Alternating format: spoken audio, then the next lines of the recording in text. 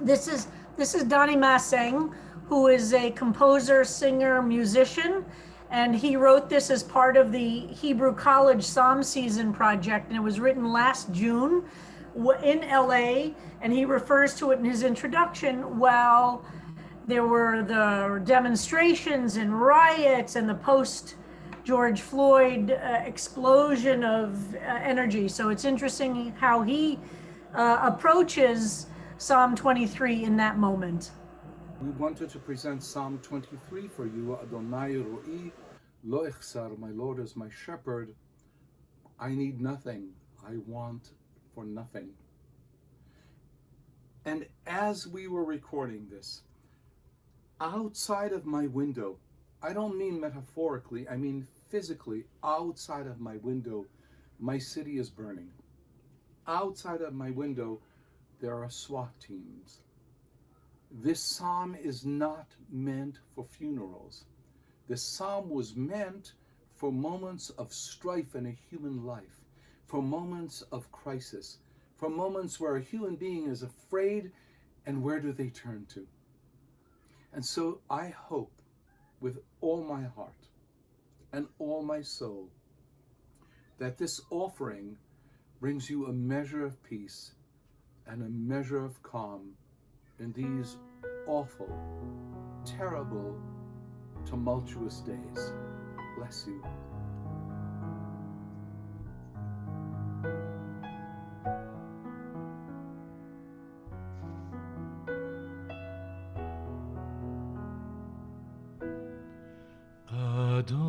Adonai ro'i lo echsar v'noteh yarbitzeni al mei menuchot ינעלני נפשי ישובב ינחני במעגלי צדק למען שמו במעגלי צדק למען שמו גם כי אלך בגיא צר מוות לא יירא רע אתה עמדי לא יירא רע לא יירא רע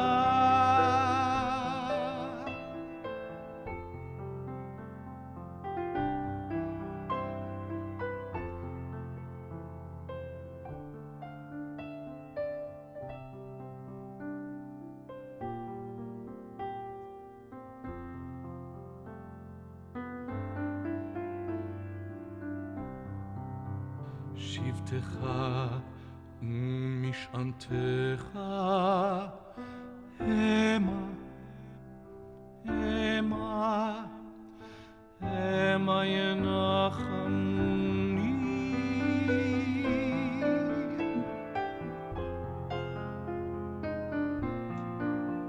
תערוך לפניי שולחן נגד צורריי דשנת בשמן ראשי כוסי רוויה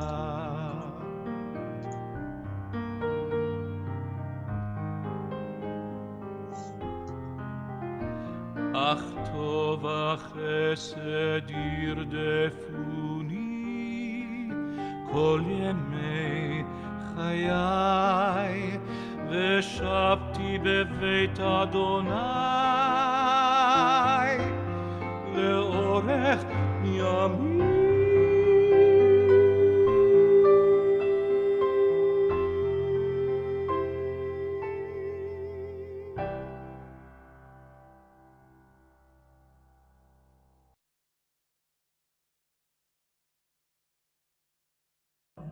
Thank you, Donnie Masseng. And maybe we could drop the link for the Psalm Season project again, because it's kind of gone out of our our range, but they did do Psalm 23 last June. And so there are various writings and things about Psalm 23 in their project, which you might be interested in exploring. So before we get to actually moving on to looking at some translations today, what we're going to do for 10 minutes is we're going to break into breakout groups of 3 or 4 people to ask and to talk about this one question. What does lo echsar, I lack for nothing, or as we've read the different translations, I am content. Lo echsar, I am not missing anything, or I lack for nothing. So we're going to do that really quickly, just 10 minutes with 3 people. Make sure, of course, as always, you introduce yourself. Then we're going to come back and study some of the translations together. What does lo echsar, I lack for nothing? What does that mean for you? Either you can talk about the Hebrew or the various translations. Okay? And then we'll come back and study some translations together. So Tasha, we're going to divide up everybody. Ready? Okay, 10 minutes, folks.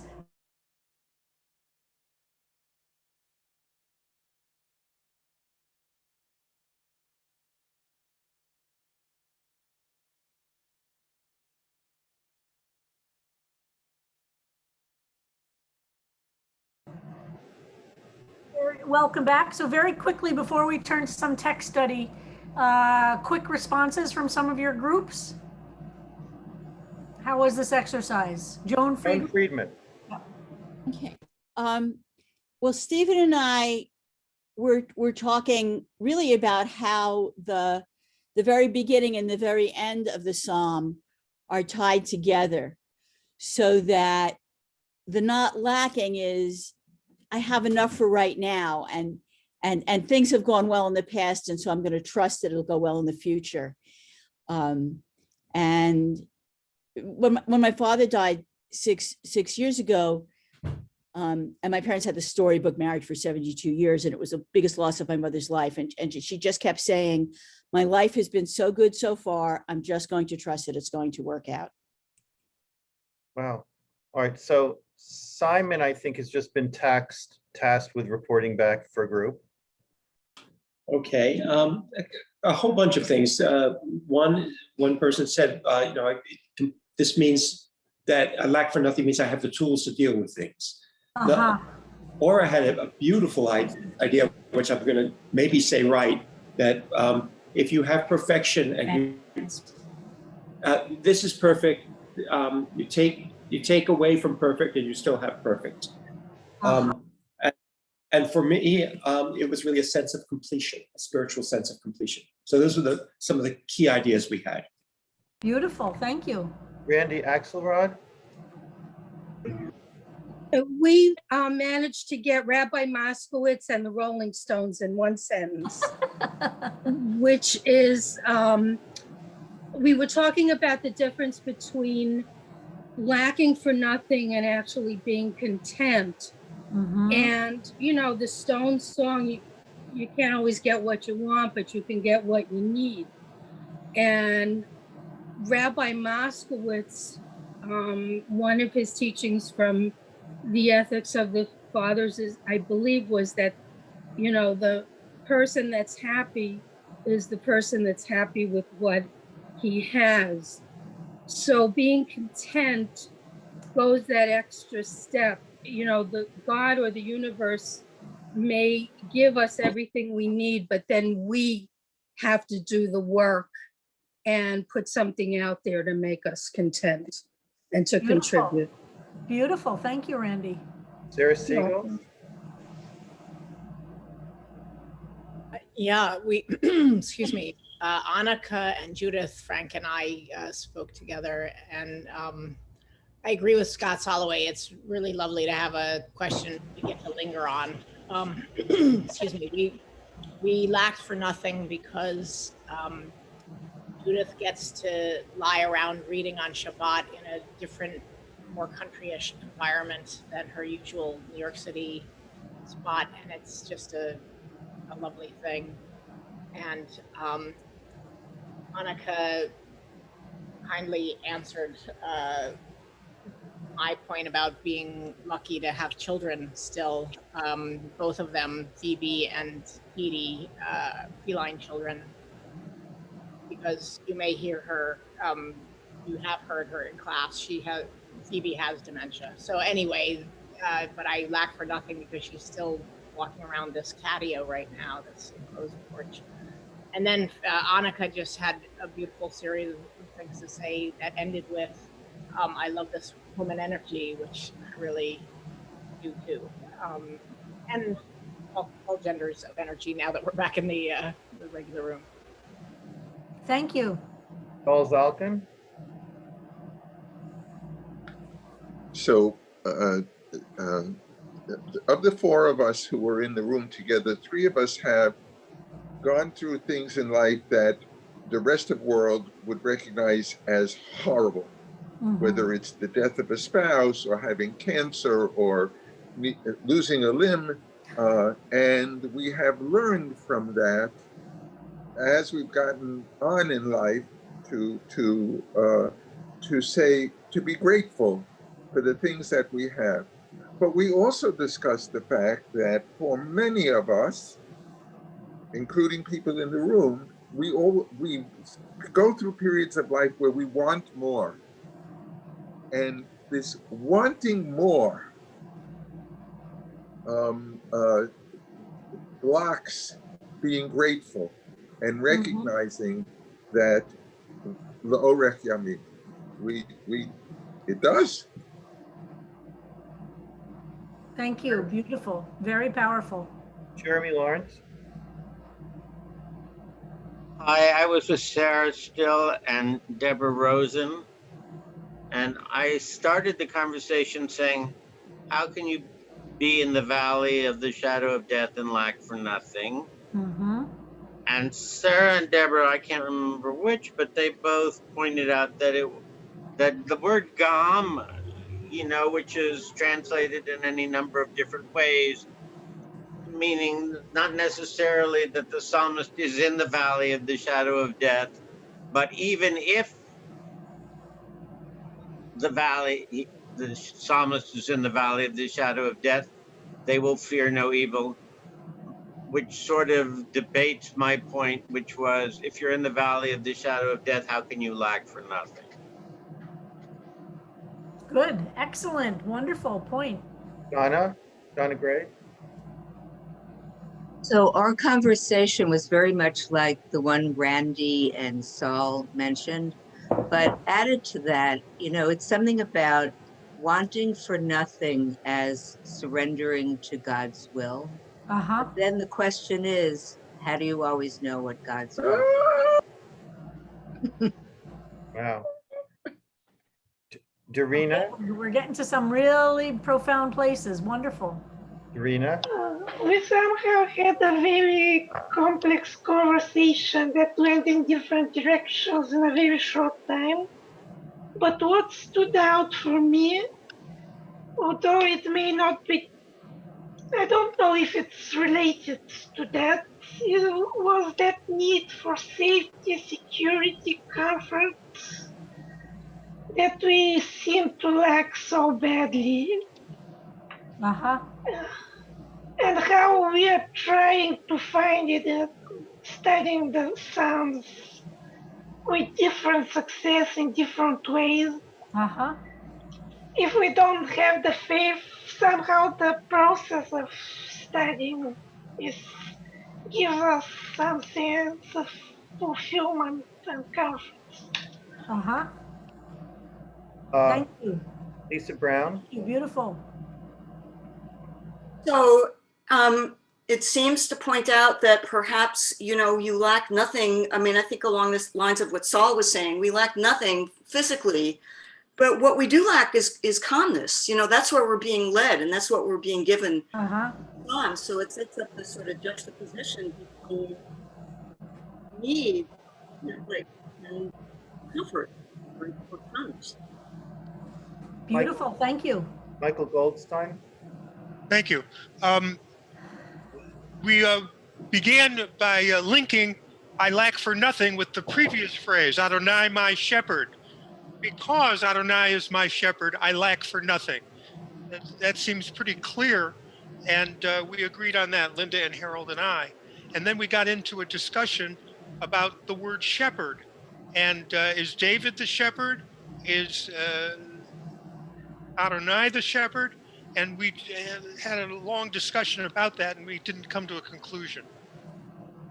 If I can add to our conversation, thank you, Mike. If I can add to our conversation, the question was, is lacking for nothing and having everything the same? Is this an animal lack for nothing, that I have food and a place in physical safety, but do I have an interesting life? Do I have love and companionship?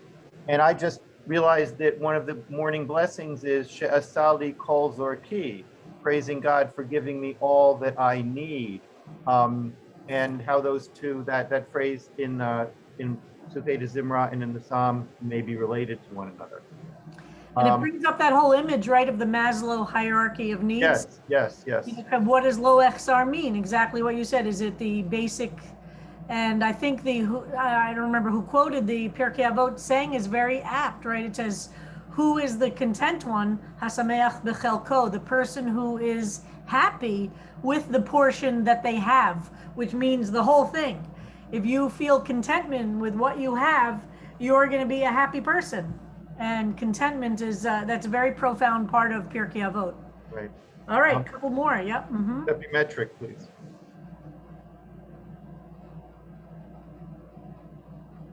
Okay, hi.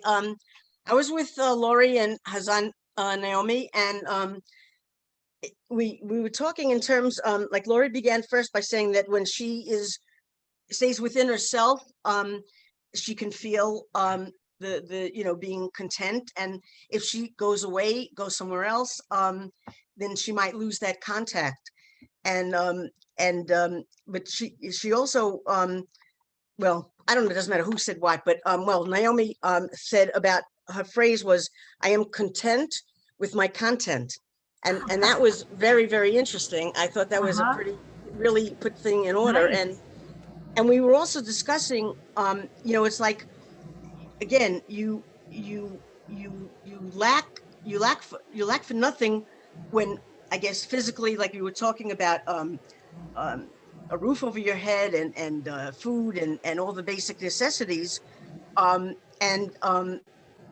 you sort of have, sometimes have to feel, well, that's enough. And I think sometimes you get in trouble when you start looking at other people and what they have and thinking, well, I don't have that, so maybe I'm not that content.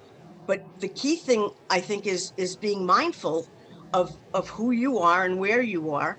And let's see what else I wrote. And the other thing, which is pretty important, is the question of, is this lacking? Are we talking about personally or spiritually?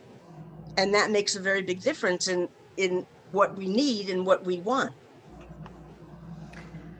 And I think that question, well, we'll talk a little bit about, I think this phrase is often overlooked in the recitation and the analysis of Psalm 23.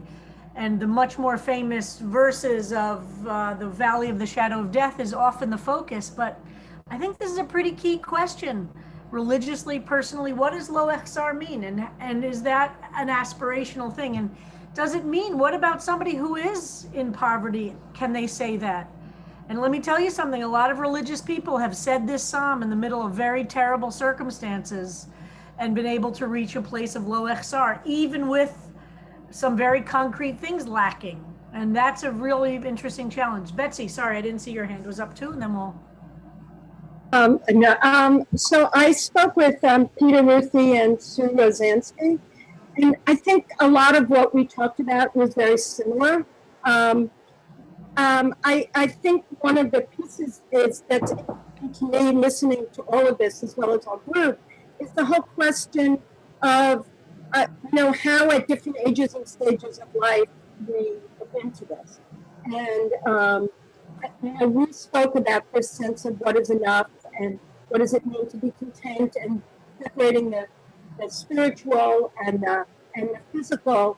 And I think as a group where we were struggling, that sense of trying to find a wholeness is what's so important. And and truly, what I need and what I want and what is enough. I think that resonates, even if we think about what this past year has been. And yeah. So I hope that summarizes well for our group. Beautiful, thank you. Wonderful. I think this phrase is central to this psalm. Naomi? So I'd like to add, since I know there's so many Hebrew students here, this came up when I was teaching a student the other day. So this is a cholam malay. This is a full cholam, and this is a cholam kaseh. Not everyone learns the vowel names, but this X just represents any letter, and you still have the dot up here that shows you it's an O sound. And so to me, that says you have to have something before you know it's missing. And I had a pretty profound experience, for instance, I'll just say in my life, when I was I had been accepted at both Hebrew Union College and Jewish Theological Seminary. And one of the reasons I chose to go to HUC was that I knew what I had already. I knew that I would be able to get deeper into Jewish text, but what I needed was more of the musical training. And so I knew what I lacked, and that enabled me to find out what I needed and helped me decide where to go on my path. And so I think that's something really powerful about saying I don't lack as opposed to I'm content. But even I'm content is knowing what you have. And the other point I wanted to throw in is, having seen the movie Nomadland, which I know many of us have, if we looked at the people, the characters, the individuals in Nomadland, we might say, oh my goodness, they're lacking this, they're lacking that, they don't even have a permanent home. But so many of them are totally content. And I also just wanted to say, having said the thing about I'm content with my content, I got that from the first day, Rabbi, when you spoke about Norman Fisher's translation. And it's really become sort of a mantra for me in the past week. And I really am using it a lot. Nice. Linda Solomon, I guess, is the last one. And then yes, last one, yep. Okay, I just want to add to what Harold and Michael had said. We were in Chavruta together, and my take on all of this is that the word content is not enough. It's acceptance. It's the acceptance of what you have that makes you content. If you can't accept what you have, you cannot be content. So that word is always lacking. This psalm has a lot of power to it in every single word of it. And each of the phrases that we've seen in the biblical parallelism, when you start to dive deeper and deeper, you can see there's no one answer to it. I keep saying, that's the power of poetry. It's the power of the Psalms. It's a prism through which you can see meaning and access deeper understanding of life, all different ways. And that Lo Echsar has so much to offer us.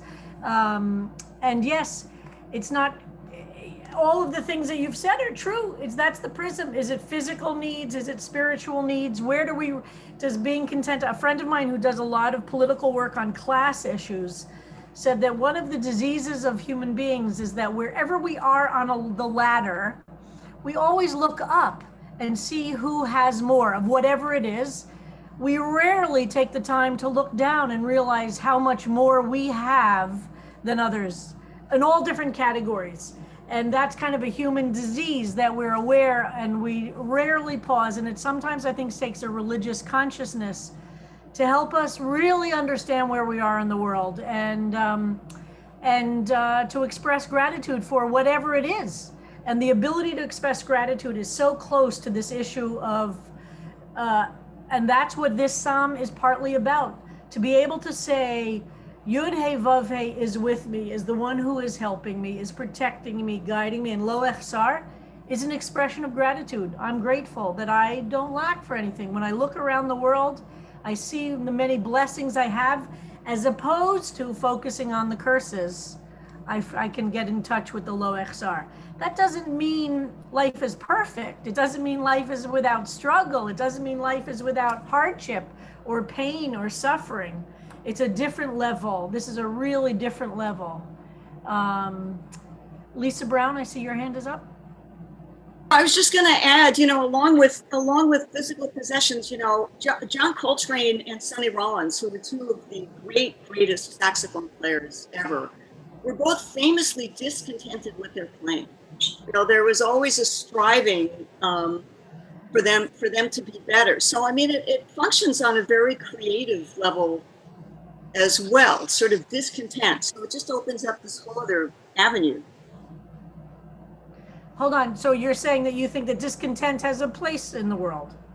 Yeah, yes. Well, this is not saying that aspiration is a bad thing and one should not, and the psalmist would never argue that we should be satisfied with who we are in the world. There's always ways to improve ourselves. Being a spiritual, on a spiritual journey means we're always trying to find ways to improve ourselves. It's not saying that, it's saying there's a deeper sense of, I think somebody said, acceptance or contentment with a deeper level. Of course, we're always trying to improve. That's very different than lo echsar. And there's a tricky balance there, of course. But that's very different. Do you know what I mean? Yes. It doesn't mean we don't aspire for something else, but at the same time, and you've heard me speak about this on the Yamim Noraim all the time, I hope, that the paradox that religion is, I think, uniquely poised to address is how do we at the same time completely accept who we are and strive to be a more improved version of us. I would just add, if I could, that all the verbs at the beginning of the psalm refer to animals, refer specifically to. Hold on, Lisa, I can't understand. Could you say it again? For some reason, I can't hear. A lot of the verbs at the beginning of the psalm refer specifically to animals. And flocks, and actually literally being led by a shepherd to a desired watering hole, fields where animals go, that animals stretch out on a field. So, I mean, that's interesting. That's interesting too. I mean, it puts a much more corporeal, whatever the word is, bodily and physical dynamic to the whole psalm, which changes in the second part of the psalm where it gets more personal. So you see, so what Donnie Massang was saying, when he says the psalm isn't about death, where we do sing it a lot, I mean, I disagree with him that it's not about that, but it's about loss, about grief, but it can be about many things. But for him, it's about comfort in the midst of a crisis. And so for him, the message is really clear that we have to be strengthened by feeling the sense of connection. And that strength will give us the power to emerge through crisis, through chaos, through anxiety, to come out on the other side. And how do you achieve that sense of strength, of calm, of strength? And that's exactly what his little intro to his setting was. And for Christians who see Jesus as the shepherd, and the imagery of shepherd is a nice, we played that one song which actually speaks about Jesus, because the shepherd for a Christian is Jesus, is very much that very direct line of, it's a little harder for us who are moderns and might be more uncomfortable. For me, it's very, very clear, but I get where that comfort comes from. But it doesn't say bad things don't happen. It doesn't say that suffering doesn't exist. It doesn't say that that pain is dismissed by this. It's a pathway to achieve the strength and the muscles to emerge from it. Not that we're not changed by it or damaged by it or wounded by it, but that we can emerge actually even sometimes stronger. Dean? I think Harold, we're gonna wait till tomorrow to look at the translations. This is a very rich conversation.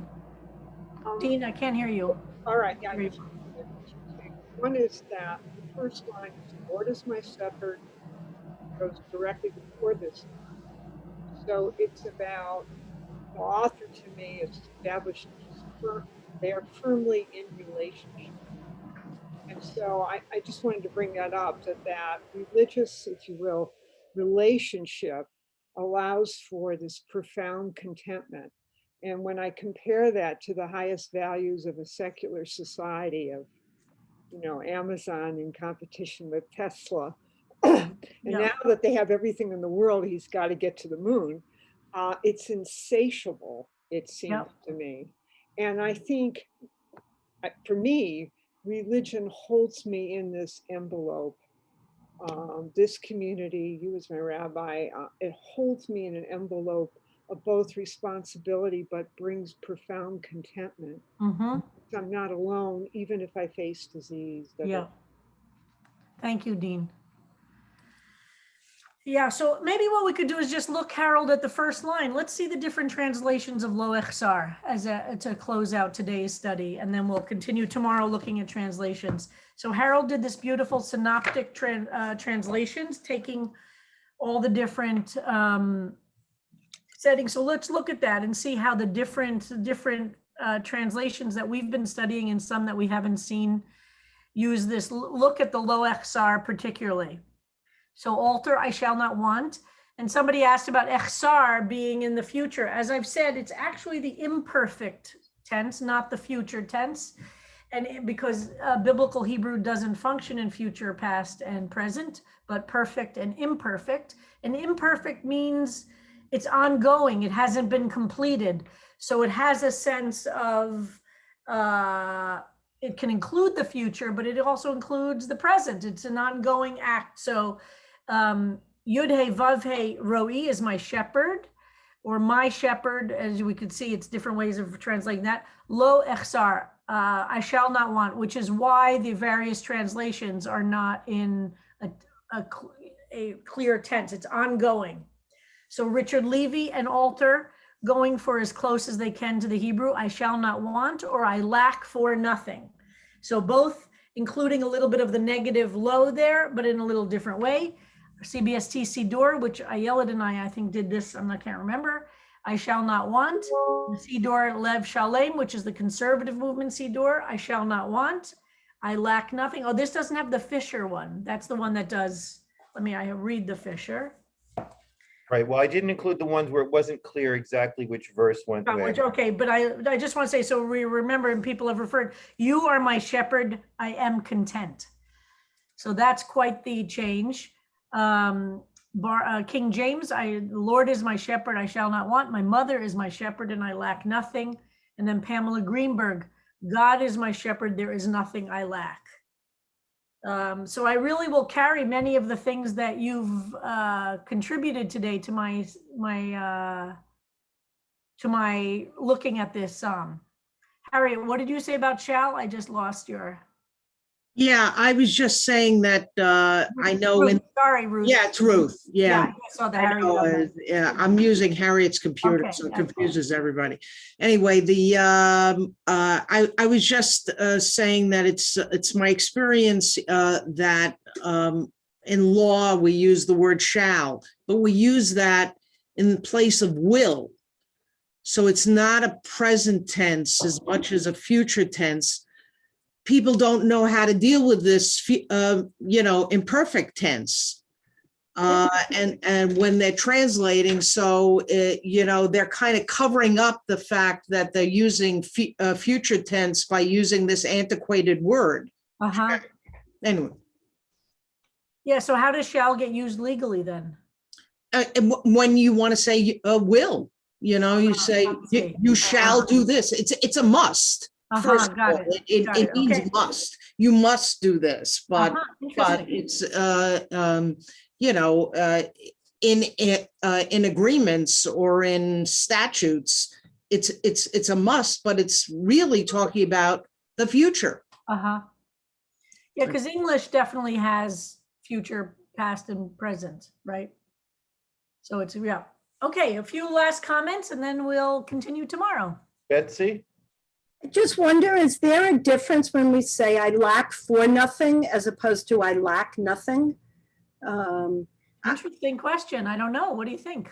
I'm trying to figure that out. I mean, so many of the translations were I lack nothing, but I think when we say for nothing, it almost raises it. It makes it even more like the nothing is. I don't know the actual terms grammatically when one uses for before another word, but I feel like a question. I don't know the answer to that about what's the implication of saying I lack for nothing as opposed to I lack nothing? I don't know. Sarah Siegel? I love that you noticed that, though. Honestly, I hadn't even noticed that. Great observation. The piece that says, I shall not want, doesn't that really mean, my shepherd is shepherding me, so I don't dare want anything, as opposed to I lack for nothing? Like, isn't that a whole different connotation? That's interesting. I think. See how complicated just a couple of words are? And how much richer. That's why I like to see language as really a prism rather than what does this mean? It's a prism through which we are getting at. I love that. Let's take Regina and Saul to end. Yes, Saul and then Regina. So I've been thinking about Lisa Brown's statement about musicians, but all creative people. They do not lack the ability to get to where they want to go. I shall not lack is different from I shall not want.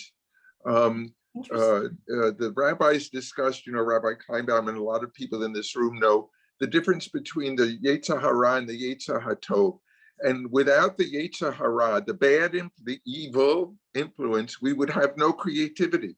Mm-hmm. We would be a dull world with no creativity. You have to have something in you that says, I want to go there. I want to do this. I want to fly to the moon, for lack of a better example, or I want to create this work of art.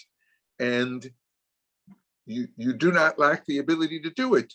You just have to go and do it. Now, whether you're satisfied in what you do is another whole story. Mm-hmm.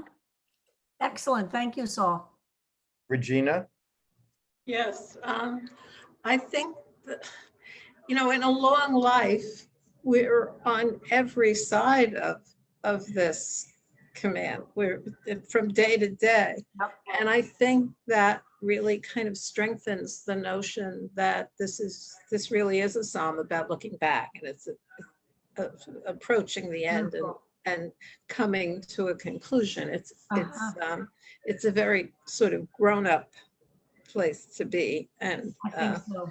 An end point. Yeah.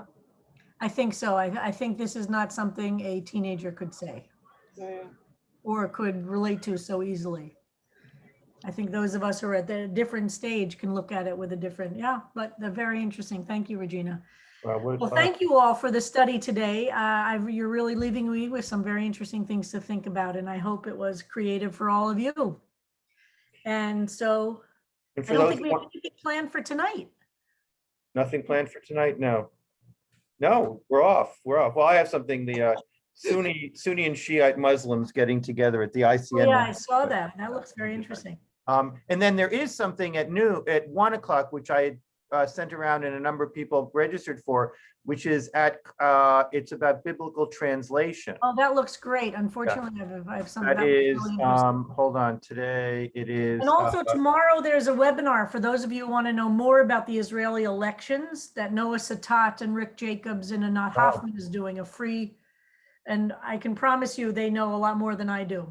Noah Satat and Anat Hoffman in particular about the Israeli elections, but well, thank you for the comments have been that the classes love this section. Yeah, fantastic. This was really fun today. And I'm going to play out with Joey Weissenberg's Gam Ki Elech. Okay, great. For those of you who want to stay. Wait, what's the biblical Hebrew thing you were going to post? I posted it already. It's, you know what? I'll email it to you, Lisa. I'll send it to everybody again. Okay. Okay. Hold on. Thank you.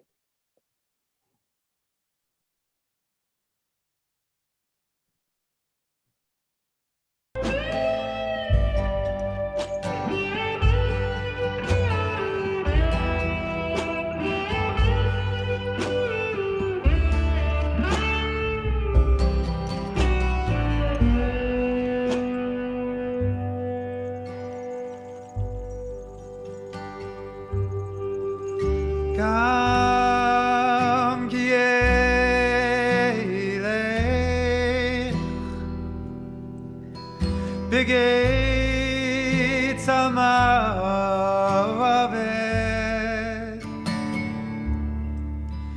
lo yira ra ki אתה עמדי, שבטך ומשענתך, המה ינחמוני, שבטך ומשענתך, המה ינחמוני.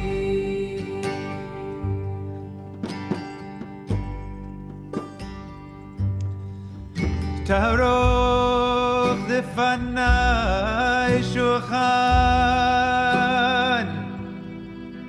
נגד צורריי,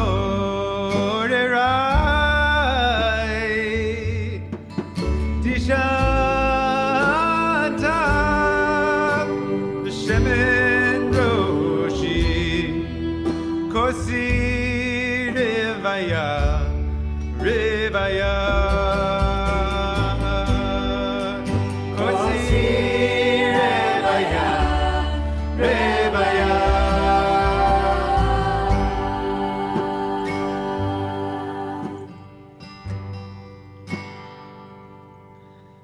אך טוב החסד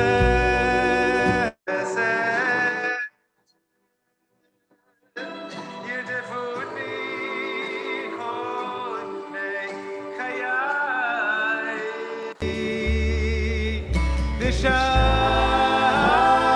ושבתי בבית אדוני לאורך ימים.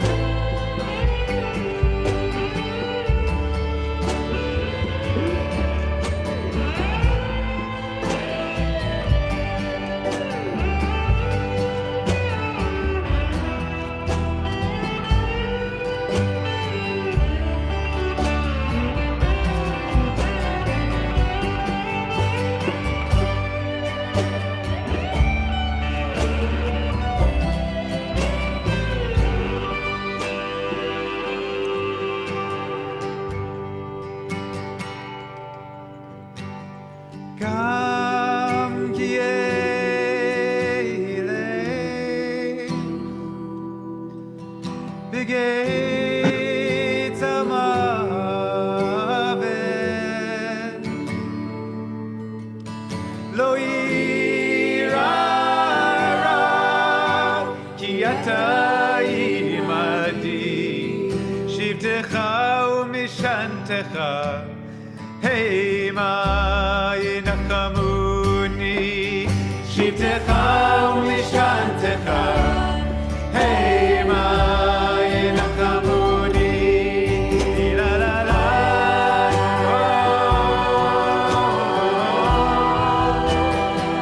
היי, לה לה לה לה לה לה לה לה.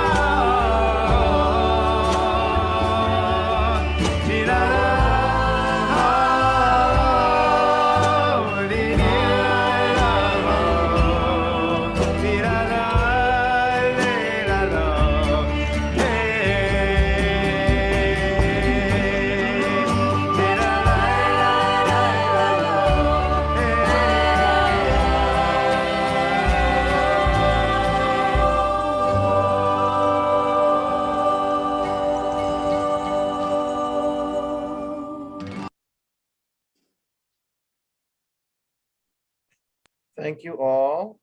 And see you tomorrow.